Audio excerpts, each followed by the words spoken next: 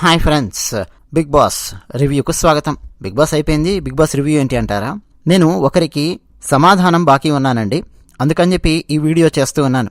Big boss 7 reality show కాదు, ఒక fake show లాగా మారిపోయింది అని బిగ్ బాస్ 7లోకి 5 మంది వైల్డ్ కార్డ్స్ దిగిన ఆ రోజు నుంచి మొదలెట్టి ఆ వారం రోజుల్లో 3-4 సార్లు నా అభిప్రాయం నేను చెప్పాను. ఒక ఫేక్ షో లాగా బిగ్ బాస్ 7 రియాలిటీ షో మారిపోయింది అని చెప్పి. అయినా సరే ఇంకా ఎందుకు మరి బిగ్ బాస్ రివ్యూస్ ఇవ్వాల్సి వచ్చింది? అసలు బిగ్ బాస్ 1 నుంచి బిగ్ బాస్ రివ్యూస్ ఎందుకు ఇస్తూ వచ్చాను?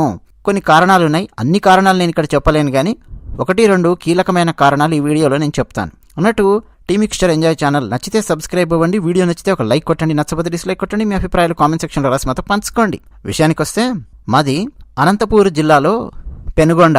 నేను ఒకసారి గుజరాత్ వెళ్ళినప్పుడు అక్కడ అడవిలో 2 సింహపు పిల్లలు దొరికాయండి. వాటిని సైలెంట్గా నా కారులో వేసుకొని తీసుకొని వచ్చాను. మధ్యలో చెక్ పోస్టులు, చెకింగ్లు ఇవన్నీ కూడా ఉంటాయి కదా, వాటన్నింటినీ తప్పించుకొని మరి ఆ 2 సింహపు పిల్లలను తీసుకొని వచ్చాను. అయితే అవి పెరిగి పెద్దవవుతూ ఉన్నాయి. మా ఫామ్ హౌస్ ఉంటుంది పెనుగొండలో, అక్కడ ఆ 2 సింహాలను పెంచాను. దీనికోసం పెంచానంటే జనాభా విపరీతంగా పెరిగిపోతోంది భారతదేశంలో. ఏం చేయాలి? జనాభా తగ్గించాలి. అందుకని చెప్పి ఒక ప్లాన్ వేసాను. అర్ధరాత్రి కాగానే నేను ఆ 2 సింహాలను మా ఫామ్ హౌస్లో ఉండే ఒక పెద్ద వ్యాన్లో ఎక్కించుకొని ఆ రోడ్డు దగ్గరగా అలా తీసుకొని వెళ్తూ ఉండేవాడిని చుట్టుపక్కల గ్రామాల వైపు.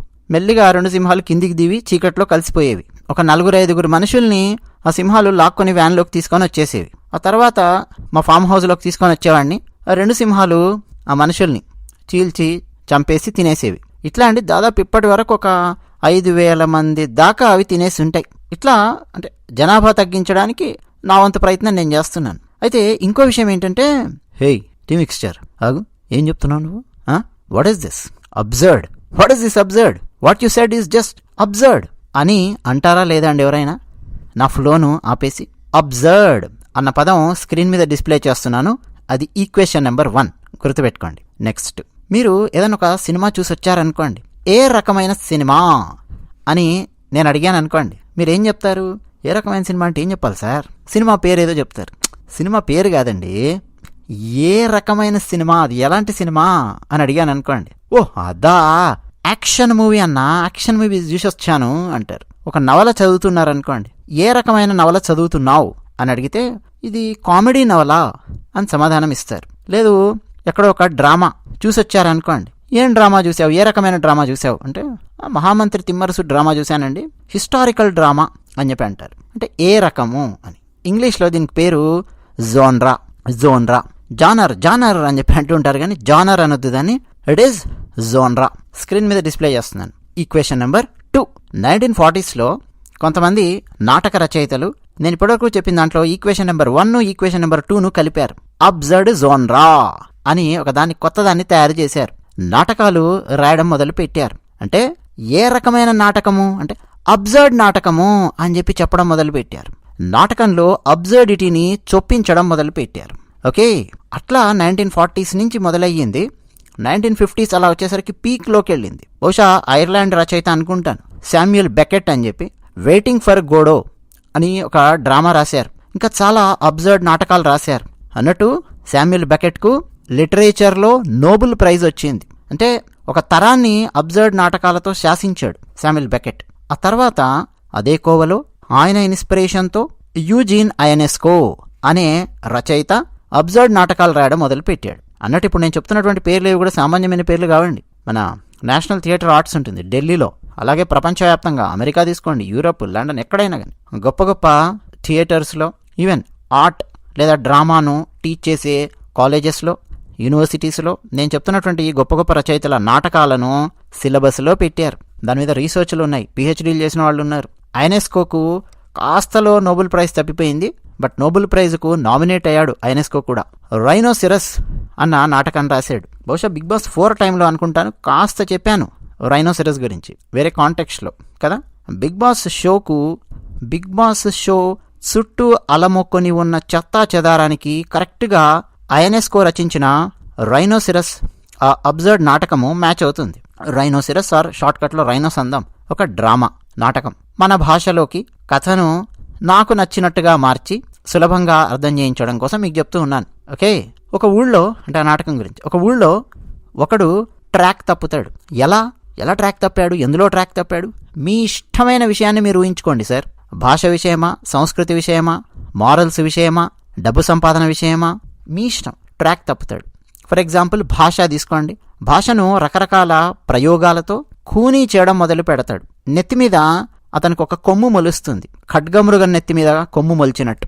మరొకడు ఇతన్ని ఫాలో అవుతాడు, అతడు అదే పని చేస్తాడు, వాడి నెత్తి మీద కూడా కొమ్ము మొలుస్తుంది. అంటే వీడు కూడా ట్రాక్ తప్పాడు ఊళ్ళో.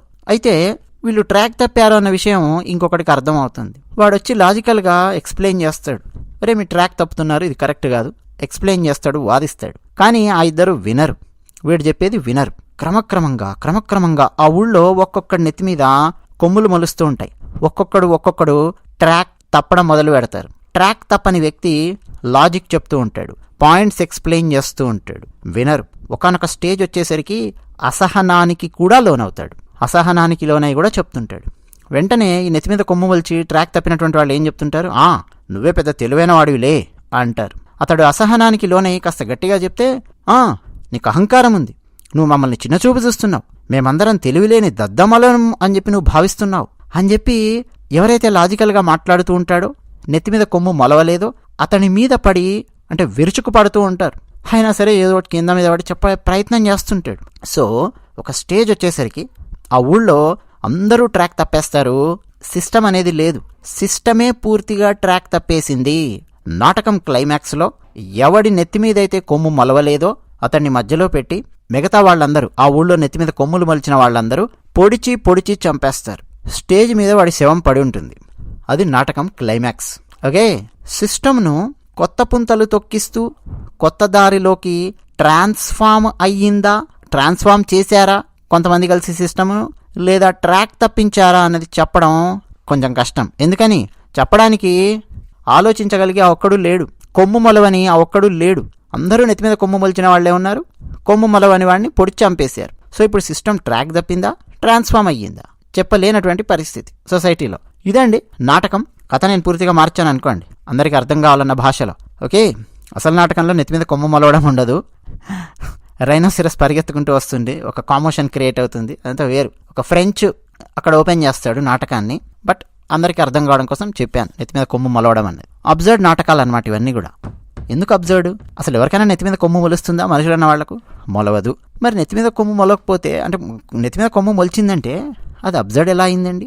అది ఫ్యాంటసీ జోన్రాలోకి రావాలి కదా అని చెప్పి అంటారు. నేను మొదట చెప్పానే, 2 సింహాలు తీసుకొచ్చాను, ఫామ్ హౌస్లో పెట్టాను, 5,000 మందిని చంపాయి, ఫ్యాంటసీ కావాలి కదా అంట. కానీ కాదు, ఇట్స్ అబ్జర్డ్.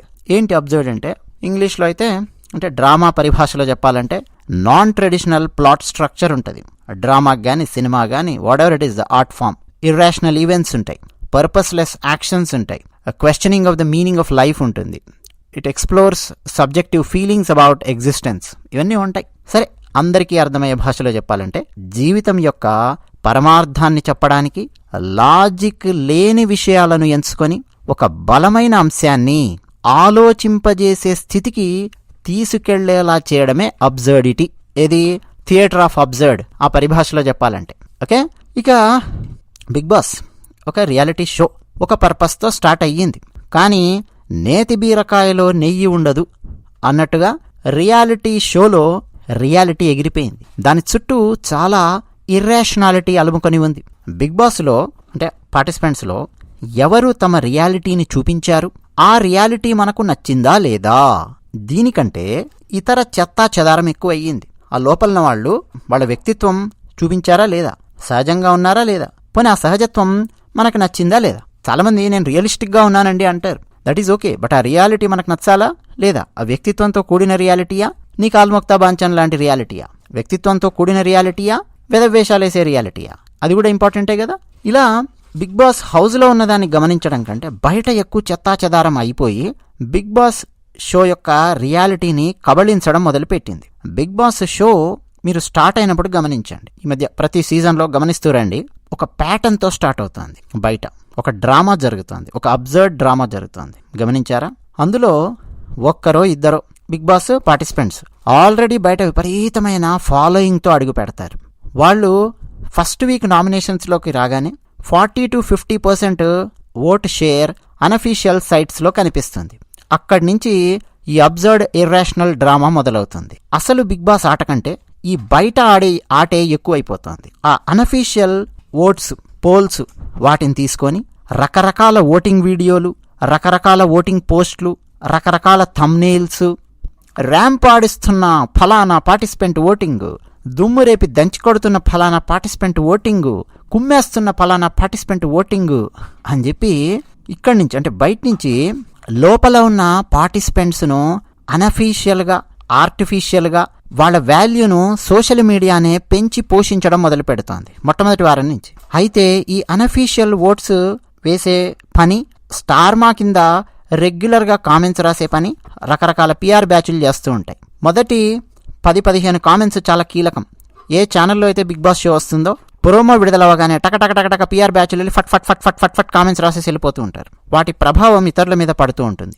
అనఫీషియల్ ఓట్స్ని తీసుకొని రకరకాలుగా వచ్చే సోషల్ మీడియా, రకరకాల పోస్టులు అవన్నీ కూడా ఇంపాక్ట్ చాలా క్రియేట్ చేస్తుంటాయి. మొట్టమొదటి వారం నుంచి మెల్లిగా గొర్రెదాటు మందలాగా తయారవుతుంది. 2వ వారం 3వ వారం వచ్చేసరికి ఎవరిని గెలిపించాలి, ఎవరిని గెలిపించకూడదు, లేదు ఎవరు టాప్ 1, 2, 3 అన్నది డిసైడ్ అయిపోతూ ఉన్నారు. ఇక మిగతా వాళ్ళందరినీ పనికిమాలిన వాళ్ళలాగా చూడడం, మిగతా వాళ్ళలో ఎంటర్టైన్మెంట్ యాంగిల్ ఉన్నా దాన్ని పట్టించుకోకపోవడం, కష్టపడి పనిచేసే మనస్తత్వం ఉన్నా పట్టించుకోకపోవడం, ఏ మనస్తత్వం ఎంత హ్యుమానిటీ ఉన్నా పట్టించుకోకపోవడం, వెటకారం చేయడం హ్యుమానిటీ ఉంటే, ఇవన్నీ తయారవుతున్నాయి. అంటే మొట్టమొదటి 2-3 వారాలలోనే ఫిక్స్ అయిపోతూ ఉన్నారనమాట.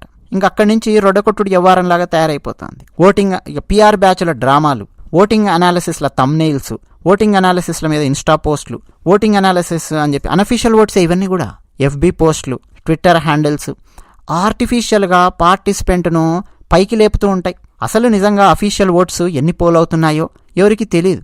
ఎందుకంటే మనకు ఆ డేటాబేస్ యాక్సెస్ ఉండదు బిగ్ బాస్ వాళ్ళది. ఇప్పుడు ఎలక్షన్ అనాలిసిస్ ఉంటుందండి. బయట తెలంగాణ ఎలక్షన్స్ జరిగాయి, ఎగ్జిట్ పోల్స్ వచ్చాయి. దానికి ఒక మెథడాలజీ ఉంటుంది, అదొక శాస్త్రం, దాన్ని సెఫాలజీ అంటాం. ఎక్కడ ఓటు తీసుకోవాలి, ఎవరి ఓటు తీసుకోవాలి, స్త్రీల ఓట్లు, పురుషుల ఓట్లు, అక్షరాస్యులు, నిరక్షరాస్యులు, గ్రామాలు, నగరాలు, పట్టణాలు, సంక్షేమ పథకాలు అందుకుంటున్న వాళ్ళ ఓట్లు, సంక్షేమ పథకాలు అందని వాళ్ళ ఓట్లు, ప్రభుత్వ ఎంప్లాయీస్ వాళ్ళ ఓట్లు, ప్రైవేట్ ఎంప్లాయీస్ ఓట్లు, రకరకాల కాంబినేషన్స్లో తీసుకొని ఒక సెఫాలజీ ఉంటుంది. లీనియర్ మ్యాథమెటిక్స్ ఉంది, ఇంకా రకరకాలుగా ఆ సెఫాలజీలో రకరకాల ప్రిన్సిపల్స్ అప్లై చేసి ఎగ్జిట్ పోల్స్ని ఒక నెంబర్ని తీసుకొచ్చే ప్రయత్నం చేస్తారు. ఇవేవి కూడా అండి మీకు ఓటింగ్ అనాలిసిస్ బిగ్ బాస్ సంబంధించి ఏమి జరగట్లేదు. సో అనఫీషియల్ ఓట్లలో ఏం పడుతున్నాయన్న దాన్ని తీసుకొని అది కూడా పిఆర్ బ్యాచ్లు వేస్తున్నారా, ఏం చేస్తున్నారు ఆలోచించండి. సో మనకు ఎలాగూ ఒరిజినల్ డేటాబేస్ అనేది యాక్సెస్ ఉండదు. ఇలా ఎవరికి వాళ్ళండి అనఫీషియల్ ఓట్స్ మీద డిపెండ్ అయిపోయి మొట్టమొదటి వారం నుంచే లోపల పార్టిసిపెంట్స్ను పైకి లేపుతూ రకరకాల థంబ్నెయిల్స్, రకరకాల ఏంటంటో జరుగుతూ ఉంటుంది సోషల్ మీడియాలో. వాళ్ళని ఎంత ఎక్కువ పైకి లేపుతుంటే మనకంత ఎక్కువగా సబ్స్క్రైబర్స్, ఫాలోవర్స్ పెరుగుతూ ఉంటారు. అనఫీషియల్ దాంట్లో ఎవరికి ఎక్కువ ఓట్లు పడుతున్నాయో వాళ్ళని ఎంత ఎక్కువగా పొగుడుతూ ఉంటే మనకంత ఎక్కువ వ్యూస్ వస్తుంటాయి, మనకంత ఎక్కువ లైక్స్ వస్తుంటాయి, మనకంత ఎక్కువ కామెంట్స్ వస్తూ ఉంటాయి. అయితే అండి ఆ పని మేము ఏనాడు చేయలేదు, చేసే ఆలోచన కూడా మాకు లేదు. అసలు ఆ డైరెక్షన్లోకి మేము వెళ్ళలేదు. ఎందుకంటే ఒకరి ఆటలో లోపాలు కనిపిస్తే విమర్శించడం, ఆట బాగుంటే మెచ్చుకోవడం, కష్టపడి పనిచేసే తత్వాన్ని మెచ్చుకోవడం, కేవలం ఫిజికల్ టాస్క్లు మాత్రమే ఏదో బాగా ఆడేసి ఒలింపిక్స్ గెలిచినట్టు కటింగ్లు ఇవ్వడం కాకుండా ఆ టాస్క్ ఆడేటప్పుడు ఎలా ఆడారు, ఆట ఆడాక ఎలా ఉన్నారు, ఆట గెలిచినప్పుడు ఎలా ఉన్నారు, ఓడినప్పుడు ఎలా ఉన్నారు, ఇవన్నీ వ్యక్తిత్వాన్ని సూచిస్తాయి. వీటిని చూస్తూ ఉండడము, వాటిని విశ్లేషిస్తూ రావడమే చేస్తున్నాం. అంతే తప్ప ఎవరెవరికి అనఫీషియల్ దాంట్లో ఓట్లు పెరుగుతున్నాయా ఇవన్నీ కాదు కదా. ఎంత ఫ్యాన్ మత్తు ఉంది, ఎవరికి ఫ్యాన్ ఫాలోయింగ్ ఉంది, ఎవరికి ఫ్యాన్ మత్తు పెరిగినా, ఫ్యాన్ ఫాలోయింగ్లు క్రియేట్ అయినా మేమైతే మా ధోరణి వదులుకునే ప్రసక్తే లేకుండానే ముందుకొచ్చాం. కానీ అండి సింపతి డ్రామా బిగ్ బాస్ను పట్టి పీడిస్తోంది. తెలుగు బిగ్ బాస్ను అతి భయంకరమైనది సింపతి డ్రామా. ఎవరు ఏడిస్తే చాలు వాళ్ళ వైపు అలా పరిగెత్తుకుంటూ వెళ్ళిపోతూ ఉన్నారు. ఒకప్పుడు 1960s, 70s ప్రేక్షకులు ఉండేవాళ్ళు. ఎంత ఎక్కువగా ఏడిస్తే కన్నీళ్లు, మాంగళ్య బలం ఇట్లాంటి సినిమాలు వస్తూ ఉండేవి. ఏడుపు గొట్ల సినిమాలు రకరకాలుగా, ఏడుపునే చాలా గొప్పగా ప్రొజెక్ట్ చేసేటటువంటి సినిమాలు రకరకాలు వస్తుండేవి. బట్ అక్కడి నుంచి ఒక ప్రోగ్రెసివ్ డైరెక్షన్ వైపు వెళ్ళాలి కదా, అలా ఏం వెళ్ళినట్టుగా కనిపించట్లేదు. ఎంత ఎక్కువ సింపతి డ్రామా చేస్తే బిగ్ బాస్లో, ఎంత ఎక్కువగా ఏడిస్తే, ఎంత ఎక్కువగా సింపతి క్రియేట్ అయితే, ఏడవకపోయినా కూడా ఒక్కోసారి సింపతి క్రియేట్ అవుద్ది. ఎస్, వాళ్ళు ఏడవక్కర్లేదు, వాళ్ళ మీద లోపల ఎవరో అభాండం వేస్తారు, లేకపోతే ఎవరో పేడ నీళ్ళు కొడతారు, అయిపోయి దెబ్బకి అక్కడ సింపతి క్రియేట్ అవుతూ ఉంటుంది. అక్కడ క్యాండిడేట్ చేసింది ఏం లేదు, క్రియేట్ అవుతూ ఉంటుంది. కొన్ని సందర్భాలలో ఆట ఓడిపోయిన తర్వాత డిగ్నిఫైడ్గా ఓటమిని ఒప్పుకోకుండా ఏడ్చి డ్రామాలు చేస్తూ నేను ఎంత కష్టపడుతున్నా సరే నన్ను చిన్నపిల్లలు పిల్లబచ్చాలు చేస్తుంటారు. ఆ టైపులో చేస్తుంటే వాళ్ళ వైపు సానుభూతి వెళ్ళడం, వాళ్ళ వైపు సోషల్ మీడియా టర్న్ అవ్వడం, మానసిక బలహీనతను చాలా గొప్ప విషయంగా భావించే బలహీనమైన సమాజం ఒకవైపు మనకు కనిపిస్తోంది ఈ అబ్జర్వ్డ్ డ్రామాలో. అదే నెత్తిమీద కొమ్ము మొలిచిన బలహీనమైన సమాజం ఈ అబ్జర్వ్డ్ నాటకంలో అతిపెద్ద పాత్ర పోషిస్తోంది. ఇక నెక్స్ట్ కుల బ్యాచ్లు, లోపల ఏ రాజకీయాలతో సంబంధం ఉన్నటువంటి వ్యక్తులు ఉన్నారనుకోండి, ఆ రాజకీయ బ్యాచ్లు, ఆ రాజకీయ పార్టీలకు మద్దతు ఇచ్చే న్యూస్ ఛానల్స్, మీడియా ఛానల్స్ మద్దతు, దీంతోపాటు మా జిల్లావాడు, మా ఊరివాడు, మా తెలంగాణ, మా ఆంధ్ర, మా రాయలసీమ, మా మతం, మా కులం, ఈ బ్యాచ్లు. సోషల్ మీడియా అండి, విపరీతంగా కామెంట్స్ రాసే వాళ్ళలో ఎక్కువగా ఇట్లాంటి ప్రిజుడైస్ను మూటగట్టుకుంటున్న వాళ్ళు, లేదా పాపం ఏ ప్రిజుడైస్ లేకుండా న్యూట్రల్గా చూడడం ప్రారంభించిన వాళ్ళు కూడా 2 నుంచి 4 వారాల లోపల పూర్తిగా నెత్తిమీద కొమ్ము మలిచినట్టుగా ట్రాక్ తప్పిపోవడం. ఒక వ్యక్తిని పట్టుకుంటే ఇంకా ఆ వ్యక్తే గొప్పవాడు అన్నట్టుగా ముందుకు తీసుకొని అలా వెళుతూ ఉండిపోవడం. ఆ వ్యక్తిలో ఎన్ని లోపాలున్నా, ఏం చేస్తున్నా దాన్ని వెనకేసుకురావడం. ఆలోచించండి. ఇక సోషల్ మీడియాలో విపరీతంగా కామెంట్స్ రాసేవాళ్ళు మనకి ఎక్కువ చూస్తే ఆశ్చర్యం వేస్తుంది. ఏ టీవీ ఛానల్లో అయితే బిగ్ బాస్ షో వస్తుందో ఆ బిగ్ బాస్ టీం కూడా కుక్కమూతి పిందెల్లాగా తయారయ్యారు. వాళ్ళకి ఇష్టం వచ్చినట్టు వాళ్ళు స్క్రిప్ట్ రాసేసి, ఇప్పుడు ఆ బిగ్ బాస్ టీంలో ఉన్న వాడికే మానసిక పరిపక్వత లేనప్పుడు ఇక వాడు నాగార్జున గారికి ఏం స్క్రిప్ట్ ఇస్తాడండి? వాడు అనే అనాల్సి వస్తుంది. అంతకుముందు వాళ్ళు అనేవాళ్ళం కొంచెం గౌరవంగా. Bigg Boss 1, Bigg Boss 2, Bigg Boss 3 క్రమక్రమంగా బిగ్ బాస్ 6 వచ్చేసరికి దారుణం, 7 అయితే ఇంకా ఘోరం. బిగ్ బాస్ టీంలో కుక్కమూతి పిందెలు. సో స్లోగా ఏం చేస్తున్నారు, తమ వైపు ఈ ప్రేక్షకులను తిప్పుకునే ప్రయత్నం చేస్తున్నారు. వాళ్ళు నెత్తి మీద కొమ్ము మొలిచిన వాళ్లే, ట్రాక్ తప్పిన వాళ్లే. సో సమాజాన్ని కూడా ట్రాక్ తప్పించే ప్రయత్నం చేయడం. ఇక రివ్యూవర్స్ సంగతి మేము మాట్లాడమండి. ఎందుకనంటే మేము కూడా సేమ్ ప్రొఫెషన్లో ఉన్నాం కాబట్టి ప్రొఫెషనల్ ఎథిక్స్ అనేది దాన్ని గౌరవించి రివ్యూవర్స్ సంగతి నేను మాట్లాడడం అనేది భావ్యం కాదు కాబట్టి మాట్లాడడం లేదు. పైగా నేను ఎవరు రివ్యూస్ కూడా నేను చూడను కాబట్టి నాకు తెలియదు. జస్ట్ అప్పుడప్పుడు థంబ్నెయిల్స్ కనిపిస్తూ ఉంటాయి. ఎందుకంటే మేము కూడా బిగ్ బాస్ వీడియోస్ పెడుతున్నాం కాబట్టి యూట్యూబ్ అల్గారిథం ప్రకారం అప్పుడప్పుడు వేరే రివ్యూవర్స్ యొక్క థంబ్నెయిల్స్ కనిపిస్తుంటాయి తప్ప నేను ఇప్పుడు లోపలికి వెళ్ళి చూడడం కానీ నాకు తెలియదు. ఇక బిగ్ బాస్ షో అండి, బిగ్ బాస్ 1 నుంచి మొదలెట్టి చూసుకుంటే క్రమక్రమంగా స్టాండర్డ్ పడిపోతూ వచ్చింది. సెలెక్ట్ చేసుకునే పార్టిసిపెంట్స్ స్టాండర్డ్ పడిపోతూ వచ్చింది. బిగ్ బాస్ టీం యొక్క స్టాండర్డ్ పడిపోతూ వచ్చింది. ఆటలాడించే విధానంలో స్టాండర్డ్ పడిపోతూ వచ్చింది. నాగార్జున గారు ఆ వీకెండ్ ఇచ్చే ఫీడ్బ్యాక్లో స్టాండర్డ్ పడిపోతూ వచ్చింది. ఒక్కోసారి అయితే దొంగలు పడ్డ 6 నెలలకు కుక్క మురిగినట్టుగా బిగ్ బాస్ వాళ్ళు స్క్రిప్ట్ రాసి నాగార్జున గారి చేతికి ఇవ్వడం, నాగార్జున గారు ఏదో నెత్తిన మీద అక్షింతలేసే ప్రయత్నాలు చేయడం, ఏది చిట్ట చివరి వారాలలో. ఫ్యామిలీ ఎపిసోడ్ తర్వాత పూర్తిగా ట్రాక్ తప్పేస్తుంది. ఈసారి అయితే వైల్డ్ కార్డ్స్ రాగానే మ్యాక్సిమం ట్రాక్ తప్పిపోయింది, అయిపోయింది. అక్కడే ఫేక్ షో లాగా తయారైపోయింది. 5 మంది వైల్డ్ కార్డ్స్ని దింపే వరకు బిగ్ బాస్ 7లో 2 వైల్డ్ కార్డ్స్ శాటిలైట్స్ లాగా ఒకరిద్దరు చుట్టూ చక్కర్లు కొడుతూ ఉండడము గమనించవచ్చు. ట్రాక్ తప్పింది. వచ్చిన వైల్డ్ కార్డ్స్లో బ్యాక్ టు బ్యాక్ 2 వైల్డ్ కార్డ్స్ని మెడోడి బయటికి గెంటేశారు ప్రేక్షకులు. పవర్ అస్త్రం మీద డ్రామా చేసి ఒక వ్యక్తిని అసలు నామినేషన్స్లోకే చాలా వారాలు తీసుకురాకపోవడం వల్ల ఆ వ్యక్తికి ఆ ఫ్యాన్ బేస్ పెరక్కపోవడం, ఇట్లా రకరకాలండి. సీక్రెట్ రూమ్ అని చెప్పి ఒక వ్యక్తిని సీక్రెట్ రూమ్లోకి పంపించారు. ఆ వ్యక్తిని ఇట్లా సీక్రెట్ రూమ్లోకి పంపించారో లేదో ఇమ్మీడియట్గా 5 మంది వైల్డ్ కార్డ్స్ని దింపారు. మన కాన్సన్ట్రేషన్ 5 మంది వైల్డ్ కార్డ్స్ మీద ఉంటుంది కదా. మనకు కూడా ఒకరు వ్యూవర్ రివ్యూ ఇచ్చి పంపించారు, చెప్పారు కాన్సన్ట్రేషన్ సీక్రెట్ రూమ్లో ఉన్న వ్యక్తి మీదకి ఎట్లా వెళ్తుందండి 5 మంది వైల్డ్ కార్డ్స్ని దింపితే వెళ్ళదు. పైగా ఆ వ్యక్తిని సీక్రెట్ రూమ్లోకి పంపిస్తున్నారు అనే విషయం లోపల వాళ్ళు కూడా చాలా ఈజీగా గెస్ట్ చేసే టైప్లో క్రియేట్ చేశారు అక్కడ సీన్. అన్నీ అండి చాలా రకరకాల లోపాలు. ఒకరిద్దరు వ్యక్తులనే నాగార్జున గారి చేత టార్గెట్ చేయించి మరీ తొక్కేయించే కార్యక్రమాలు, కొంతమందిని పైకి లేపేయించే కార్యక్రమాలు. పైకి లేపేయించడం అంటే నా ఉద్దేశం క్రేన్ పెట్టి పైకి లేపే ప్రయత్నాలు. ఒక అబ్సర్డిటీ అండి. బిగ్ బాస్ 1 నుంచి క్రమక్రమంగా స్టాండర్డ్ పడిపోతూ వచ్చింది, ఫేక్ షోలా మారింది అని తెలిసిన తర్వాత కూడా బిగ్ బాస్ 7 రివ్యూస్ మధ్యలోనే వదిలేయకుండా కంటిన్యూ చేయడానికి కారణం ఏంటంటే ఒకటే అండి, పూర్తి చేద్దాము, ఎలాగూ మొదలెట్టాం కాబట్టి రివ్యూస్ సడన్గా ఆపేయడము భావ్యం కాదు కాబట్టి పూర్తి చేద్దాము అన్న కారణంతో ముందుకు వెళ్ళడం ఒకటి. రెండోది, నేను ఇంతకుముందు అబ్జర్వ్డ్ నాటకం గురించి అబ్జర్విటీ గురించి చెప్పాను. 2 కీలకమైన పాయింట్స్ అండి, second point and third point. నన్ను నేను ఈ ఇర్రాషనల్ ఇమ్మెచ్యూర్ నాటకానికి బయట ఉంచుకొని నన్ను నేను బయట పెట్టుకొని ఎక్కడో అవుట్ సైడ్ సర్కిల్లో పెట్టుకొని చూడడం మొదలుపెట్టాను. అంటే ఆ రైనోసిరస్ రచయిత ఐనెస్కో లాగా బయట ఎక్కడో ఉండి చూస్తూ ఉన్నాను ఈ అబ్జర్విటీని. దేనికి బయట? బిగ్ బాస్ సెట్కు బయట కాదు, అందరం బిగ్ బాస్ సెట్ బయటే ఉన్నాం, కానీ బిగ్ బాస్ సెట్ బయటే కదా ఎక్కువ అబ్జర్విటీ జరుగుతుంది. బిగ్ బాస్ చుట్టూ బయట కూడా అలుముకొని ఉన్న ఆ అబ్జర్విటీ, ఆ డ్రామా చెత్తా చెదారానికి బయట నిలబడి చూసే ప్రయత్నం సాధ్యమైనంత వరకు చేయడం జరిగింది. అందుకే అండి ఫ్యాన్ మత్తెక్కి కొట్టుకుంటున్నారనే వాక్యాలు నేను ఎందుకు ఎక్కువగా ఉపయోగిస్తూ ఉండేవాడిని అంటే, మొట్టమొదటి వారం, రెండో వారం, మూడో వారం నుంచే ఒకరిద్దరు ఫిక్స్ అయిపోయి ఇంకా అదే కొట్టుకుంటూ వెళ్ళిపోతూ ఉన్నారు. నేను కొంతమందిని ఛాలెంజ్ కూడా చేస్తుంటాను కామెంట్ సెక్షన్లో. నన్నేదో తిట్టడానికి వస్తుంటారు చివరి వారాలు వచ్చేసరికి. నేను వేసే ఒక ప్రశ్నకు మళ్ళీ సమాధానం ఉండదు, అక్కడ నోరు మూసుకుంటారు. ఏం ప్రశ్న వేస్తానో తెలుసా? బిగ్ బాస్ 6లో కూడా వేశాను ఒక వ్యక్తికి, సౌండ్ లేదు. మళ్ళీ బిగ్ బాస్ 7 స్టార్ట్ అయ్యాక నాకు వచ్చి సారీ చెప్పడాలు ఇవన్నీ చేశారు. సింపుల్ ప్రశ్న అంటే తెలుసా, నేను ఎవరో ఫలానా వ్యక్తిని వెనకేసుకొచ్చానని మీరు అంటున్నారు కదా, లేదు ఫలానా వ్యక్తిని తిట్టలేదు అని చెప్పి మీరు అంటున్నారు కదా, లేదు ఫలానా వ్యక్తిని ఎక్కువగా తిట్టాను అంటున్నారు కదా. బిగ్ బాస్ లోపల ఉన్న ప్రతి పార్టిసిపెంట్ను పొగిడిన వీడియోలు, తిట్టిన వీడియోలు 2 నేను మీకు చూపిస్తాను మా ఛానల్లో.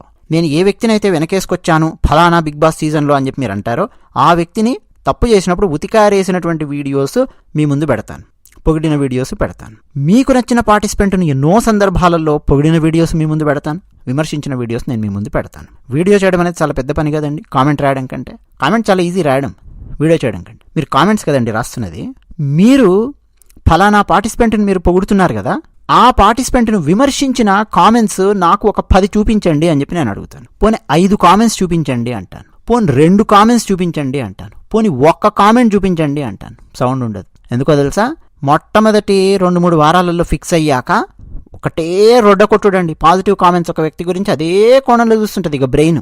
ఎందుకని అనఫీషియల్ పోల్స్లో ఎవరెవరికి టాప్ 1లు టాప్ 2లు ఎట్లా పైకి లేసినాయి దాన్ని బట్టి సోషల్ మీడియా మూవ్ చేస్తుంటుంది. పావులు వీళ్ళు ఆ ఫ్లోలో పడి కొట్టుకొని వెళ్ళిపోతూనే ఉంటారు. లోపల ఎవరు వ్యక్తిత్వంతో ఆడుతున్నారు, ఎవరు ఏడుపు ముఖాలు పెడుతున్నారు, ఎవరు ఓటమిని తీసుకోగలుగుతున్నారు, ఎవరు కష్టపడి పని చేస్తున్నారు, ఎవరు నటిస్తున్నారు పని చేయకుండా, ఇవన్నీ గమనించలేనటువంటి స్థితికి వెళ్ళిపోతున్నారు అనమాట. సో ఇట్లా నేను ఏం చేసుకుంటున్నానంటే, ఈ ఇర్రేషనాలిటీ, ఈ అబ్సర్డిటీ నాటకానికి బయట నన్ను పెట్టుకొని ఒక ఐఎన్ఎస్కో లాగా, ఆ రచయిత ఐఎన్ఎస్కో లాగా బయట అక్కడెక్కడో పెట్టుకొని చూసే ప్రయత్నం చేస్తూ ఉంటాను సాధ్యమైనంత వరకు, అందులోపల పడిపోకుండా. కాన్షియస్గా ప్రయత్నం అనమాట. రెండోది, ఒక్కోసారి నన్ను నేను ఆ అబ్జర్వ్డ్ నాటకం యొక్క స్టేజ్ మీదికి ప్రవేశపెట్టుకొని కొమ్ము మొలవని వాడిలాగా ఇతరులకు చెప్పే ప్రయత్నం చేస్తుంటాను. ట్రాక్ తప్పుతోంది బిగ్ బాస్ వ్యవస్థ, బిగ్ బాస్ వ్యూవర్స్ యొక్క ఆలోచన విధానము, సింపతి డ్రామాలలో పడిపోతూ ఉన్నారు, పిఆర్స్ మత్తులో పడిపోతూ ఉన్నారు, ఫ్యాన్ మాయలో పడిపోతూ ఉన్నారు అని చెప్పే ప్రయత్నం చేస్తూ వచ్చాను. ఎలా? నన్ను నేను ఆ రైనోసిరస్లో ఒక పాత్రలాగా ప్రవేశపెట్టుకొని కాన్షియస్గా కొమ్ము మొలవని వాళ్ళలాగా ఆ ఫ్లోలో కొట్టుకుపోకుండా, బాబు ఇక్కడ ఇష్యూ ఉంది, ఇక్కడ ఇష్యూ ఉంది, ఇక్కడ ఇష్యూ ఉంది, ఇక్కడ ఫ్యాన్ మత్తుంది, అవసరం లేదు. ఒక్కోసారి నేను అసహనానికి లోనవడము, ఇరిటేట్ అవ్వడం కూడా మీరు గమనించవచ్చు. దానికి కూడా కారణం ఉందండి. ఒకవేళ నేను అసహనానికి లోనవ్వకపోతే ఏం జరుగుతుంది, లోనవుతే ఏం జరుగుతుంది? కొంత నేను అసహనానికి లోనై కొన్ని కామెంట్స్ సీరియస్గా చేసినప్పుడు నేను అసలు వాళ్ళని ఉద్దేశించే అనను. అలాంటి వాళ్ళు కూడా కొంతమంది ఫీల్ అయ్యి నా మీద మాటల దాడి చేసినటువంటి సందర్భాలు చాలా ఉన్నాయి కామెంట్ సెక్షన్ లోపల. అసలు వాళ్ళని ఉద్దేశించి నేను అనను. లాజికల్గా కామెంట్స్ రాస్తున్న వాళ్ళని నేను ఇప్పుడు ఏనాడు కూడా అనను. కానీ వాళ్ళు నా మీద మాటలు దాడి చేస్తూ ఉంటారు నేను ఎప్పుడైనా అసహనానికి లోనైనప్పుడు, ఇరిటేట్ అవుతూ ఉన్నప్పుడు. ఓకే, రామకృష్ణ పరమహంస గారి స్నేక్ స్టోరీ ఉంది, అందరికి తెలిసే ఉంటుంది. ఓ పాము ఒక ఊరవతల ఆ బుషెస్లో అంటే పొదల్లో ఉంటుంది. ఎవరైనా అట్నుంచి వెళ్తూ ఉంటే అది మీద పడి కాట్లేయడము, బెదిరించడాలు, మీదికి దూసుకురావడాలు, కాట్లేసి చాలామందిని పైకి పంపించడాలు పని చేస్తుంటుంది. అక్కడ పిల్లలు ఎవరైనా ఆడుకోవాలన్నా భయపడతారు, వెళ్ళాలన్నా భయపడతారు. ఓసారి ఒక సాధువు అట్నుంచి వస్తుంటాడు. ఆ సాధువు మీదికి కూడా అలాగే వస్తుంది కాటేయడానికి. ఆ సాధువు ఏదో మంత్రం వేసినట్టుగా సీరియస్గా చూస్తాడు. అది అలాగే కింద వాలిపోతుంది. అంటే ఆయన ముందు దీని శక్తియుక్తులేం పనిచేయవు. ఆయన దీనికి 4 మంచి మాటలు చెప్తాడు. ఎందుకు ఇలాగా, ఎందుకు ఇట్లా కాట్లేస్తున్నావు, నీ పన్ను చూసుకోవచ్చు కదా, ఎవరు నీకేం అన్యాయం చేశారు చెప్పు, ఇక్కడి నుంచి ఎవరైనా వెళ్తుంటే వెంటబడి ఏదో కాటేస్తున్నావు, ఇదేమన్నాను లీజుకి తీసుకున్నావా ఈ స్థలాన్ని, ఏమైనా ట్రెస్ పాసింగ్ ఏమైనా చేస్తున్నారా, ఏమన్నా లేదు కదా, తిరుగు అక్కడ ఆ పొదల్లో ఉన్నావు, అలా తిరుగు, నీకు కావాల్సిన ఎలకలు ఏంటో పట్టుకొని తిను, ప్రశాంతంగా ఉండు.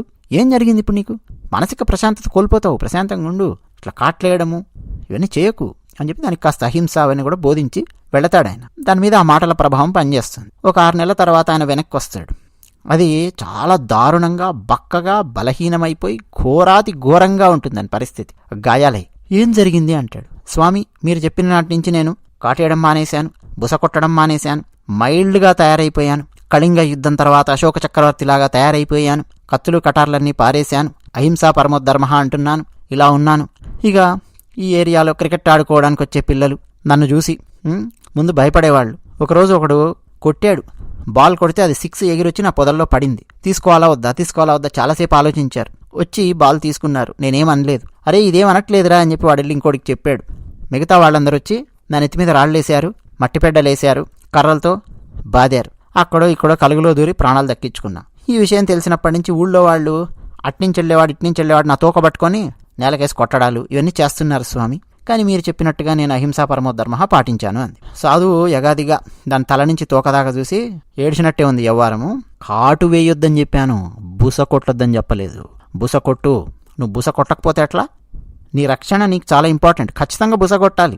నీకు ప్రాబ్లం అయ్యే సిచ్యువేషన్ వచ్చిందంటే డెఫినెట్గా బుస కొట్టాలి, లేకపోతే నువ్వు అయిపోతావు. ముందు అహింస అంటే ఎంతవరకు వాడాలి, ఎక్కడ వాడాలి, ఏం చేయాలి తెలుసుకో అని చెప్పి వెళ్ళాడు అనమాట. ఇది చాలా చాలా కీలకమైన కథ అండి. చాలా ఈవెన్ డిఫెన్స్కి వర్తిస్తుంది. ఇక మీరు ఎక్కడైనా సరే దాన్ని అప్లై చేసుకోవచ్చు. మేము కూడా ఒక్కోసారి అసహనానికి ఇరిటేట్ అవడానికి కారణాలు ఏంటి అంటే, ప్రతి కారణం నేను చెప్తూ వీడియోలలో కామెంట్లు డిస్ప్లే చేస్తూ ఇదే పని చేస్తే ఇక అసలు రివ్యూ ఎక్కడికో పోతుంది. మొన్న మీరు చూశారు ఆ బిగ్ బాస్ షో అయిన తర్వాత కార్ల అద్దాలు బద్దలు కొట్టడాలు, ఆర్టీసీ బస్సు అద్దాలు బద్దలు కొట్టడాలు, చంపుతానని చెప్పి బెదిరించడాలు ఏమేం జరిగాయో మీరు చూశారు. మరి ఫ్లోకి అగేనెస్ట్గా మాట్లాడుతున్నటువంటి మాలాంటి వాళ్ళ పరిస్థితి ఎలా ఉంటుందండి? రకరకాలుగా పైకి లేపే థంబ్నెయిల్స్ పెట్టకుండా టాప్ 1, 2, 3లో ఉన్నారు కదా, మనం కూడా నలుగురితో పాటు నారాయణ అందాము అని చెప్పి ఇట్లాంటి వ్యవహారాలు చేయకుండా మాట్లాడుతూ ఉన్నప్పుడు మరి మాకు ఎంత భయంకరంగా ఉంటుంది పరిస్థితి ఊహించండి. మరి అలాంటప్పుడు అసహనానికి లోనవ్వకుండా, కాస్త బెదిరించకుండా, కాస్త గాండ్రించకుండా, బుస కొట్టకుండా ఉన్నామనుకోండి, నెత్తి మీద 4 రాళ్ళు ఎక్కువ వేసిపోతారు. ఇంకా చాలా బలహీనులమో అని చెప్పి భావిస్తారు. అందులో భాగంగా బుస కొట్టడం అన్నది, అందులో భాగంగా సీరియస్ వార్నింగ్ ఇవ్వడం అనేది. అర్థమవుతుందా? సో లాజికల్గా కామెంట్స్ రాసేవాళ్ళను ఎందుకంటామండి మేము? సో ఒక్కోసారి నన్ను నేను అబ్జర్వ్ నాటకంలో స్టేజ్ మీద పెట్టుకొని కొమ్ము మొలవని వాడిలాగా ఇతరులకు చెప్పే ప్రయత్నం చేయడాలు, అసహనానికి ఒక్కోసారి లోనవడాలు, చెప్పడంలో ఇట్లా రకరకాలు జరుగుతూ ఉంటాయి. అయితే నేను కనుక ఈ బుస కొట్టడం ఇట్లాంటివి ఏం చేయలేదనుకోండి, నాకు రక్షణ ఉండదు. ఆ అబ్జర్వ్ నాటకంలో క్లైమాక్స్ లాగా ఉంటుంది నా సిచ్యువేషన్. అమెరికాలోని హ్యూస్టన్ నగరంలో ఒక రాత్రి నేను నా భార్య ఒక రైల్వే స్టేషన్లో కూర్చున్నాం. చాలా లేట్ అయింది, కూర్చున్నాం. నాకు ఇప్పటికీ నా భార్య నాకు గుర్తు చేస్తూ ఉంటుంది ఆ సీన్. మగ్గింగ్ చేయడానికి ఒకడున్నాడండి, నల్లవాడు, చాలా భారీ కాయం. ఎలా ఉంటుంది ఊహించండి, ఎవరు లేరు ఇంకా అక్కడ. ఆ టైంలో కూడా వాణ్ణి కూడా నేను బెదిరించి సేఫ్గా బయటపడ్డాం. ఈ సోషల్ మీడియా గుండాల నుంచి, అశ్లీల భాష వాడే పిల్ల నిబ్బీస్ నుంచి, ఒక హెడ్ మెంటాలిటీ, ఒక మాబ్ మెంటాలిటీలో అలా ఫ్లోలో కొట్టుకుపోతూ ఉన్నటువంటి మానసిక పరిపక్వత లేని సోషల్ మీడియా గూండాల నుంచి నన్ను నేను సేఫ్ గార్డ్ చేసుకోవడానికి డెఫినెట్గా అండి గెరిల్లా యుద్ధము చేయాల్సి వస్తుంది. ఒక్కోసారి కఠినంగా కూడా మాట్లాడాల్సినటువంటి పరిస్థితి వస్తుంది. ఒక మొండి ధైర్యం అనేది నడిపిస్తూ ఉంటుంది. లేకపోతే ఏమవుతుందంటే, చెప్పాను కదా, రైనోసిరస్ క్లైమాక్స్లో తయారవుద్ది మన పరిస్థితి. అయితే బిగ్ బాస్ రివ్యూస్ పేరు మీద నేను ఎక్కువగా ఇతర విషయాలు మాట్లాడడానికే ఆసక్తి చూపిస్తూ వచ్చాను. మీరు గమనించవచ్చు. ఈ బిగ్ బాసే కాదండి, పాత బిగ్ బాస్లతో సహా మీరు గమనించవచ్చు. బిగ్ బాస్లో ఉండే ఈవెంట్స్ అవి చూస్తూ ఉన్నప్పుడు నాకు గుర్తొచ్చే కొన్ని సంఘటనలు, పుస్తకాలు, సినిమాలు, వ్యక్తులు, ఎన్నెన్నో విషయాలు చెప్పే ప్రయత్నము, షేర్ చేసుకునే ప్రయత్నము, అంటే నాలెడ్జ్ షేరింగ్ సెషన్ లాగా ఉపయోగించుకునే ప్రయత్నమే చేస్తూ వచ్చాను. బీబీ షో అనేది ఒక చెత్తలాగా మారింది అని తెలిసిన తర్వాత కూడా చెత్త నుంచి విద్యుత్ శక్తి ఉత్పత్తి చేయొచ్చు అని చెప్పి ఆల్రెడీ ప్రూవ్ చేశారు. చెత్త నుంచి కరెంటు తీస్తూ ఉంటారు. బిగ్ బాస్ అనే ఒక చెత్తలాగా మారినటువంటి ప్రోగ్రాం నుంచి కొంతమంది కరెంటు తీయడం అంటే డబ్బు చేసుకోవడం, క్యాష్ చేసుకునే ప్రయత్నం కొంతమంది చేస్తుంటారు రకరకాలుగా సోషల్ మీడియాలో. డబ్బు చేసుకోవడం అన్నది నాకు ఆసక్తి లేదు, ఆ ఇంటెన్షన్ లేదు, ఆ డైరెక్షను లేదు బిగ్ బాస్కి సంబంధించి. నేను ఉత్పత్తి చేసే ఆ విద్యుత్ శక్తి, ఆ చెత్త నుంచి ఏమిటి అని అంటే, నాకు గుర్తొచ్చేటటువంటి గొప్ప గొప్ప విషయాలు, మంచివారు, మహానుభావులు, వారి జీవితాల్లో జరిగిన సంఘటనలు, గొప్ప గొప్ప పుస్తకాలు, సంఘటనలు, వాటిని షేర్ చేసుకునే ప్రయత్నం. ఇది కూడా అండి బిగ్ బాస్ లాంటి చెత్త ప్రోగ్రాం చూస్తున్నప్పుడు కూడా మనకు గుర్తొచ్చే రకరకాల విషయాలను షేర్ చేసుకునే ప్రయత్నం చేస్తూ వచ్చాను. పోయినసారి బిగ్ బాస్ 6లో ఆల్మోస్ట్ ఎండింగ్కి వచ్చే వరకు గేమ్ థియరీ గురించి మనం మాట్లాడుకున్నాం, ఐఐటి రామయ్య గారి గురించి మాట్లాడుకున్నాం. ఎన్ని విషయాలండి బిగ్ బాస్ చూస్తూ ఉన్నప్పుడు, అన్ని విషయాలు మనము షేర్ చేసుకుంటూ వచ్చాం. బట్ క్రమక్రమంగా బిగ్ బాస్ యొక్క స్టాండర్డ్ పడిపోతూ వచ్చి ఘోరంగా తయారైందండి. ఎలా తయారైందంటే, మానసిక పరిపక్వత లేనటువంటి చాలామంది పార్టిసిపెంట్స్ను బిగ్ బాస్ హౌస్లో ప్రవేశపెడుతూ, మళ్ళీ వాళ్లకు ఒక ఫ్యాన్ ఫాలోయింగ్లు, మళ్ళీ వాళ్ళని ఏమన్నా అంటే మన మీద విరుచుకుపడే ప్రయత్నాలు చేయడాలు, మన సమయాన్ని వ్యర్థం చేసే ప్రయత్నాలు చేయడాలు, ఏడుపుగోట్ల బ్యాచ్లను వెనకేసుకురావడాలు, ఆట ఓడిపోతే తీసుకోలేనటువంటి వాళ్ళని వెనకేసుకొచ్చే ప్రయత్నాలు చేయడాలు, అమ్మాయిలనైతే పూర్తిగా గొంతుకోసినట్టుగా తొక్కిపారేసే ప్రయత్నాలు చేయడాలు బిగ్ బాస్ లోపల ఎన్ని దారుణాలు జరగాలో అన్ని దారుణాలు జరుగుతున్నాయి. అందువల్ల అండి ఏదో జ్ఞానబోధ చెయ్యాలి అన్నటువంటి లక్ష్యం ఎప్పుడూ లేదు. గుర్తొచ్చినవి చెప్తున్నాను, ఆలోచించే వాళ్ళు ఆలోచిస్తారు, ఆలోచించని వాళ్ళు పక్కన పెడతారు. సో ఇంటెన్షన్ ఏంటి, ఎందుకు చెప్తూ వచ్చాం, అది చెత్తలాగా మారిందని తెలిసినా కానీ ఎందుకు చెప్తూ వచ్చామంటే ఆ చెత్త నుంచి ఒక విద్యుత్ శక్తిని లాగొచ్చు. ఆ విద్యుత్ శక్తి జ్ఞానం, నాలెడ్జ్ షేరింగ్ అనేది నాకు గుర్తొచ్చినవి షేర్ చేసుకునే ప్రయత్నం చేయాలి అన్నది. ఇప్పుడు పాడతా తీయగా లాంటి ప్రోగ్రాం ఉందనుకోండి, బాలసుబ్రహ్మణ్యం గారు చాలా అద్భుతంగా కండక్ట్ చేసేవారు. ఇప్పుడు వారి అబ్బాయి కండక్ట్ చేస్తున్నట్టున్నారు కదా, బాలు గారే అక్కడ తీర్పిచ్చేవారు. అంతకుముందు పాడతా తీయగా 1 అండి 96 or 97లో వచ్చింది. ఎంఎస్ విశ్వనాథన్ గారు లాంటి వాళ్ళని, చాలా గొప్ప గొప్ప వాళ్ళనండి ఆ జడ్జిమెంట్ స్థానాల్లో కూర్చోబెట్టి వాళ్ళ చేత జడ్జిమెంట్ ఇప్పించారు. ఎంఎస్ విశ్వనాథన్ గారు అంటే ఇంత గొప్పవారండి. కేవి మహాదేవన్ గారి అసిస్టెంట్ అనాలో ఏమన్నాలో, పుహళేంది గారు సహాయకుడు పుహళేంది అని చెప్పి పడుతుంది స్క్రీన్ మీద నేమ్. పుహళేంది గారు మహానుభావులండి. అలాంటి వారిని తీసుకొచ్చి కూర్చోబెట్టి వారి చేత అసెస్మెంట్ చేయించి వారి చేత జడ్జి చేయించేవాళ్ళు. అంటే సబ్జెక్ట్ మ్యాటర్ ఎక్స్పర్ట్స్, ఎస్ఎంఈస్ అంటాం టెక్నికల్గా. ఎస్ఎంఈస్ని తీసుకొచ్చి దాన్ని జడ్జ్ చేయించేవాళ్ళు ఆ కార్యక్రమంలో. క్రికెట్ తీసుకోండి, మన వరల్డ్ కప్ ఎవరున్నారు అక్కడ, రూల్స్, అద్భుతమైన అంతర్జాతీయ నియమాలున్నాయి, అవి నడిపిస్తూ ఉన్నాయి. ఎలా పడితే అలా పిచ్చి పిచ్చిగా రూల్స్ మార్చారు. ఆ రూల్స్ రాజ్యాంగం ఉంది, దానికి ఐసీసీ రూల్స్ ఉన్నాయి, అంపైర్స్ ఉన్నారు, రెఫరీస్ ఉన్నారు. చాలా అద్భుతంగా బాల్కి ఒక పర్ఫెక్ట్ జడ్జిమెంట్ అనేది ఇచ్చుకుంటూ వెళ్తారు. ఓట్లు పెట్టారనుకోండి, పాడతా తీయగలంటే ఓట్లు పెట్టారనుకోండి, ఏం జరిగేదో తెలుసా, కులాల ఓట్లు, ప్రాంతాల ఓట్లు, ఇవన్నీ చాలా ఉండేవి. జీటీవీలోనో మా టీవీయో గుర్తురాట్లా ఒక షో పెట్టేవాళ్ళు, కోటి గారు వచ్చేవారు దానికి 10-12 ఏళ్ల క్రితం, గుర్తొస్తుంది. అది ఎలా ఉండేదో తెలుసా, సేమ్ మన బిగ్ బాస్ లాగా. పాడతా తీయగా కంప్లీట్ ఆపోజిట్. జడ్జిలు ఇచ్చే మార్కులు ఉంటాయట, దాంతోపాటు బయట ప్రేక్షకులు ఓట్లు వేయాలట. బయట ప్రేక్షకులు ఓట్లు వెయ్యాలి అనేసరికి మొత్తం సీన్ అంతా మారిపోయేది. మన దగ్గర రకరకాల యవ్వారాలు ఇవన్నీ చేస్తుండేవాళ్ళు. అద్భుతంగా పాటలు పాడే అబ్బాయిలు, అద్భుతంగా పాటలు పాడే అమ్మాయిలు చాలామంది నష్టపోయారు ఆ కార్యక్రమంలో. మాకు తెలుసు, షాక్ అయ్యేవాళ్ళం. ఎందుకంటే బయట ఓట్లు రాలేదు, అందుకని చెప్పి వీళ్ళను ఫస్ట్ ర్యాంక్ ఇవ్వకుండా పక్కన పెట్టేవాళ్ళు. ఈ దరిద్రం పాడతా తీయగలో ఉండేది కాదు. పాడతా తీయగా అందుకే చూడండి, దాని స్టేచర్ అన్నది అలా మెయింటైన్ అవుతూ వచ్చింది. క్రికెట్ ఎలా మెయింటైన్ అవుతూ వస్తుంది చూడండి. నిజంగా మొన్న వరల్డ్ కప్లో ఓట్లు అని చెప్పి పెట్టుంటే ఇండియా టీం గెలిచేది ఫైనల్స్లో. ఆస్ట్రేలియా గెలవదు. ఎందుకని, ఆస్ట్రేలియా జనాభా కంటే ఇండియా జనాభా ఎక్కువ. ఆస్ట్రేలియాలో క్రికెట్ ఎంతమంది చూస్తారు వర్సెస్ ఇండియాలో ఎంతమంది చూస్తారంటే ఇండియాలో ఎక్కువ మంది చూస్తారు. సెల్ ఫోన్స్ ఇండియాలో ఎక్కువ ఉన్నాయా ఆస్ట్రేలియాలో ఎక్కువ ఉన్నాయా అంటే ఇండియాలో ఎక్కువగా ఉన్నాయి. క్రికెట్ పిచ్ ఆస్ట్రేలియాలో ఎక్కువ ఉందా ఇండియాలో ఎక్కువ ఉందంటే ఇండియాలో ఎక్కువ ఉంది. గుద్దండ్రా ఓట్లు, కేల్ కథం దుకాన్ బంద్, మన ఇండియన్ టీంకే ఇచ్చేవాళ్ళు ఓట్ల ప్రకారం అయితే.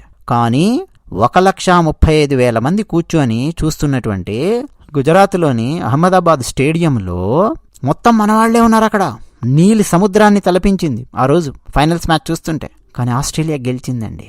అది సాధ్యమవుతుందా బిగ్ బాస్ లాంటి దాంట్లో? ఊహించండి. ఆ స్కిల్స్ చూపించినటువంటి టీం గెలిచింది ఆ రోజు. అక్కడ ఆ రోజు ఎవరు అక్కడ స్కిల్ చూపించారు, ఏం చేశారు, వాళ్ళు గెలిచారు. సైలెంట్ అయిపోయారు మన ప్రేక్షకులు. చాలా మంది స్టేడియం ఖాళీ చేసి వెళ్ళిపోయారు. అంతే, ఇంకేం చేయలేం.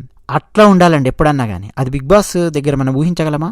అసలు లోపల వాళ్ళ వ్యక్తిత్వం కంటే బయట ఆడే డ్రామాలు, అబ్సర్డిటీ చాలా ఎక్కువైపోయిందండి రకరకాలుగా. సో ఇంత అబ్సర్డిటీలో మనం నెత్తి మీద కొమ్ము మొలవకుండా చూడగలిగే స్థితిలో ఉండడం అనేది చాలా చాలా కష్టం. ఒకటి. రెండోది, ఐనెస్కోలాగా కంప్లీట్ బయట నిలబడి చూడడం అనేది ఇంకా ఇంకా చాలా కష్టం. ఈ అబ్సర్డిటీని ప్రయత్నం కాన్షియస్గా చేశాను నేను. ఆ నాటకం ఇప్పుడు నా మైండ్లో ఉంటుంది కాబట్టి కాన్షియస్ ప్రయత్నం చేశాను. ఒక్కోసారి ఆ డైరెక్షన్లోకి వెళ్తున్నామా అని చెప్పి తెలిసి మళ్ళీ ఒకసారి సరి చూసుకొని మళ్ళీ లేదు అని చెప్పి వెంటనే మళ్ళీ కాన్షియస్గా కరెక్ట్ చేసుకుంటూ ముందుకెళ్ళడం, ఈ ప్రయత్నం చేస్తూనే వచ్చానమాట. ఒకసారి ఫస్ట్ దానికి వెళ్తే ఆ సింహాలు తీసుకొచ్చాను, పాపులేషన్ కంట్రోల్ ఇవన్నీ అన్నాను కదా, అది ఫ్యాంటసీ కాదు, ఇది అబ్సర్డిటీ అవుతుంది. ఒక 3 వారాల క్రితం ఒక పార్టిసిపెంట్ వెళ్ళిపోయినప్పుడు టిమిక్స్చర్ ఎంజాయ్ ఛానల్ కమ్యూనిటీ ట్యాబ్లో ఒక పోస్ట్ పెట్టాను. ఒక చెట్టు ఉంటుంది, చెట్టుకు పండ్లు ఉంటాయి. ఆ పండ్లు తెంపి తినడానికి ఒక పిల్లవాడు, ఆ ఫేస్ చూస్తుంటే నెలల పిల్లవాడిలాగా ఉంటాడు, లేదా 1 year పిల్లవాడిలాగా ఉంటాడు. చెట్టు పై కొమ్మల మీదకి ఎక్కడో ఎక్కుతాడు. ఆ పండ్లు తినాలనుకుంటుంటే ఎర్రచీమలొచ్చి ఆ పిల్లవాడిని మొత్తం కమ్మేసేసి పీక్కు తింటూ ఉంటాయి. చూడడానికి హృదయ విదారకంగా ఉంటుంది. That is also part of absurdity అన్నమాట. ఎందుకంటే దట్ నెవర్ హ్యాపెన్స్. నెలల పిల్లవాడు లేదా 1 year పిల్లవాడు అంత భారీ చెట్టెక్కి అంత పైకి వెళ్ళేంతటి సీన్ లేదు. అప్పుడే వాడు కింద బుడుబుడు అడుగులేస్తుంటాడు, అసలు పైకి ఎక్కలేడు. That itself is absurd. పైకి వెళ్ళి అది తింటూ ఉన్నాడు, పండు తెంపుకోవాలని చెప్పి పైకి వెళ్ళాడు, కానీ చుట్టుపక్కల చీమలన్నీ పీక్కు తింటూ ఉన్నాయి. ఆ ఫోటో లోపల చాలా సమాచారం ఉందన్నమాట. ఇర్రేషనల్గా కనిపిస్తుంది పిల్లవాడు చెట్టెక్కడం అన్నది. కానీ కరెక్ట్గా సొసైటీకి అది కనెక్ట్ అవుతుంది. ఎవరైనా సరే తన తాహతుకు మించి ఎదగాలి అని చెప్పి ప్రయత్నం చేసిన, తన కుల బ్యాక్గ్రౌండు, ప్రాంతీయ బ్యాక్గ్రౌండు, డబ్బుల బ్యాక్గ్రౌండు, సోషల్ మీడియా బ్యాక్గ్రౌండ్, ఈ రోజుల్లో చెప్పాలంటే ఇన్స్టాగ్రామ్ ఫాలోవర్సు లక్షలలో ఇట్లా ఎవరూ లేకుండా, ఏమీ లేకుండా కాస్త ఎత్తుకు ఎదగడానికి, ఎగరాలని చెప్పి ప్రయత్నం చేశాడనుకోండి, సొసైటీయే అండి మీదబడి పీక్కు తినేసి రక్కేసేసి టార్చర్ పెట్టి నరకం చూపిస్తుంది వాడికి. ముందు ఏదో ఒకటి క్రింజ్ కామెడీలో, క్రింజ్ పాటలో ఏదో ఒకటి పాడి ఏదో చేసి సోషల్ మీడియాలో ఒక ఫ్యాన్ ఫాలోయింగ్ పెంచుకొని ఒకటి క్రియేట్ చేసుకొని ఉన్నారనుకోండి, ఇంకా ఆ తర్వాత మనం ఏమేమి తప్పులు చేసినా ఏం చేసినా అవన్నీ ఒప్పులు అయిపోతాయి అన్న విధంగా సోషల్ మీడియానే ముందుకు తీసుకెళ్తూ ఉంటుంది అన్న చందంగా ఈరోజు పరిస్థితి తయారయ్యింది. మీరు ఏ త్యాగరాజస్వామి వారి కృతిలో, రామదాస్ కీర్తనలో నేర్చుకొని చక్కగా పాడండి, తిప్పి కొడితే మీకు 1000 వ్యూస్ 2000 వ్యూస్ కూడా రావు. 5000 వ్యూస్ వస్తే చాలా గ్రేట్. ఒక క్రింజ్ పాటలు పాడే వ్యక్తి ఉన్నాడు, అట్లాంటి వాళ్ళు చాలామంది ఉన్నారు ఈ ఇన్స్టాగ్రామ్లో, యూట్యూబ్ లోపల. గొంతు కర్ణ కఠోరంగా ఉంటుంది, దారుణంగా ఉంటుంది, సంగీత సాధన ఉండదు, అసలు ఏమీ ఉండదు. గాలివాటి పాట ఏదో రాసిస్తారు, మైక్ పెట్టుకున్నట్టుగా. ఒక కొలవేరెడ్డి పాట హిట్ అయింది చూడండి, ఆ టైప్లో నిలబడి మైక్ ముందు పాడుతున్నట్టుగా దారుణంగా ఉంటాయి గొంతులు. కొన్ని పేర్లు వదిలేండి, బాగుండదు. కానీ మిలియన్స్ ఆఫ్ వ్యూస్ ఉంటాయి, 2 millions 3 millions వ్యూస్ ఉంటాయి. క్రింజ్ని ఆశ్చర్యం ఏంటో తెలుసా, తిట్టుకుంటూనే మళ్ళీ అదే చూస్తుంటారు. హే హే హే ఎలా ఉందో చూద్దామని చెప్పి వెళ్ళి చూస్తుంటారు. అట్లా వ్యూస్ పెంచుతూ ఉంటారు. నిజంగా కష్టపడి, నిజంగా నిజాయితీగా ఉన్నటువంటి వాళ్ళకు వ్యూస్ ఉండవు, ఏమీ ఉండవు. మా గురించి చెప్పట్లా, జనరల్గా సోషల్ మీడియా యొక్క ట్రెండ్స్ గురించి చెప్తూ ఉన్నాను. మాకు వ్యూస్కి ఏం కొదవలేదండి. మెయిన్ ఇంకో ఛానల్ ఉంది మాకు, చాలా సఫిషియంట్ వ్యూస్ ఉన్నాయి, మాకు కావాల్సిన వ్యూస్ ఉన్నాయి. టీమిక్స్చర్ ఎంజాయ్ ఛానల్లో బిగ్ బాస్ రివ్యూస్ చెప్తున్నప్పుడు వ్యూస్ విపరీతంగా రావాలి అని చెప్పి మేము ఏనాడు ఎక్స్పెక్ట్ చేయలేదు. సబ్స్క్రైబర్స్ పెరగాలి అని మాత్రం మేము ఎక్స్పెక్ట్ చేస్తూ ఉండేవాళ్ళం. ఎందుకంటే వేరే వీడియోస్ తర్వాత మేము పబ్లిష్ చేస్తుంటే ఆ వీడియోస్ చూడడానికి ఈ సబ్స్క్రైబర్స్ ఉపయోగపడతారు కాబట్టి, వాళ్లకు ఈ కంటెంట్ ఉపయోగపడుతుంది కాబట్టి మీకు వరుసగా నెక్స్ట్ కొన్ని పాత వీడియోస్ రీపబ్లిష్ చేస్తున్నాం ఇక్కడ చూడండి. నెక్స్ట్ వారం 10 రోజుల్లో కొన్ని వస్తాయి. నేను కూడా ఒక వెకేషన్కి వెళుతూ ఉన్నాను, బట్ స్టిల్ నెక్స్ట్ 1 వీక్కి కావాల్సినటువంటి వీడియోస్ అన్నీ కూడా రెడీగా సిద్ధం చేసి షెడ్యూల్ చేసి పెట్టడం జరిగింది. అవి వస్తాయి, మీరు చూడండి. సో ఇదన్నమాట అండి. ఇంకా చాలా ఉన్నాయి చెప్పడానికి విశేషాలు, బిగ్ బాస్ ఇంకా ఎందుకు చూస్తున్నామని చెప్పడానికి నాకు వేరే కారణాలు కూడా ఉన్నాయి. అవన్నీ మనం ఇక్కడ చర్చించలేము. అవసరం వచ్చినప్పుడు, అవకాశం వచ్చినప్పుడు చెప్పే ప్రయత్నం చేస్తాను. బిగ్ బాస్ రివ్యూస్ ఎవరైతే మొత్తం చూశారో మా ఛానల్ లోపల వాళ్ళందరికీ అండి మరొకసారి ప్రత్యేకమైన ధన్యవాదాలు చెప్తూ, వీడియో చూడగానే నమ్మకంగా లైక్ కొట్టినటువంటి వాళ్ళు ఉన్నారు, లేదా నచ్చకపోతే డిస్లైక్ కొట్టిన వాళ్ళు ఉన్నారు, వాళ్ళకి ధన్యవాదాలు చెప్తూ, కామెంట్ సెక్షన్లో రెగ్యులర్గా ఇంటరాక్ట్ అవుతూ కామెంట్స్ రాసినటువంటి వాళ్ళు ఉన్నారు, వాళ్లకు ప్రత్యేకమైన ధన్యవాదాలు చెప్తూ ఈ వీడియో ముగిస్తూ ఉన్నాం. ధన్యవాదాలు.